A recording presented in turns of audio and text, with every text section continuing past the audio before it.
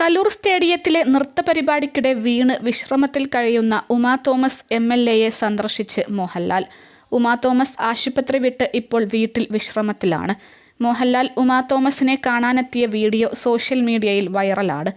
മോഹൻലാലിനൊപ്പം ആന്റണി പെരുമ്പാവൂരും ഉണ്ടായിരുന്നു. ഉമാ തോമസ് ഇരിക്കുന്ന മുറിയിലേക്ക് മോഹൻലാൽ വരുമ്പോൾ തനിക്ക് എഴുന്നേൽക്കണമെന്ന് ഉമാ തോമസ് പറയുന്നുണ്ടെങ്കിലും വേണ്ടെന്നാണ് മോഹൻലാൽ പറഞ്ഞത്. കാണാൻ വന്നതിൽ ഒരുപാട് സന്തോഷമുണ്ടെന്ന് ഉമാ തോമസ് ഇരുവരോടും പറഞ്ഞു. തങ്ങളുടെ പ്രാർത്ഥന അതുപോലെ ഉണ്ടെന്ന് ആന്റണി ഉമാ തോമസിനോട് പറഞ്ഞു. ഇതിനടുത്താണ് ഷൂട്ടിംഗ് എന്ന് മോഹൻലാൽ ഉമാ തോമസിനോട് പറഞ്ഞു.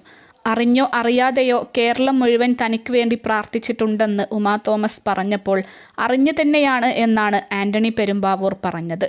ഡിസംബർ 21-നാണ് അന്താരാഷ്ട്ര സ്റ്റേഡിയത്തിലെ നൃത്ത പരിപാടിയുടെ ഉദ്ഘാടന വേദിയിൽ നിന്ന് വീണ് അതീവ ഗുരുതരാവസ്ഥയിൽ ഉമാ തോമസ് ആശുപത്രിയിലായത്.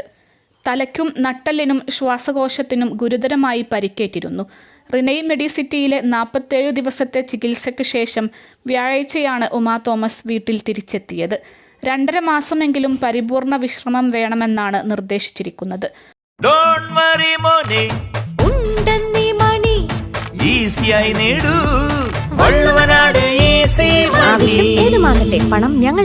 അതേസമയം മോഹൻലാൽ തന്നെ സന്ദർശിച്ചതിലുള്ള സന്തോഷം ഉമാ തോമസ് ഫേസ്ബുക്ക് കുറിപ്പിലൂടെ അറിയിച്ചു.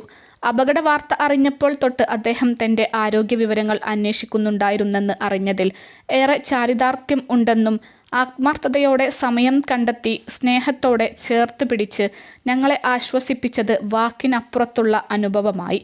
ലാലേട്ടന് ഹൃദയം നിറഞ്ഞ നന്ദിയെന്നും ഉമാ തോമസ് കുറിച്ചു.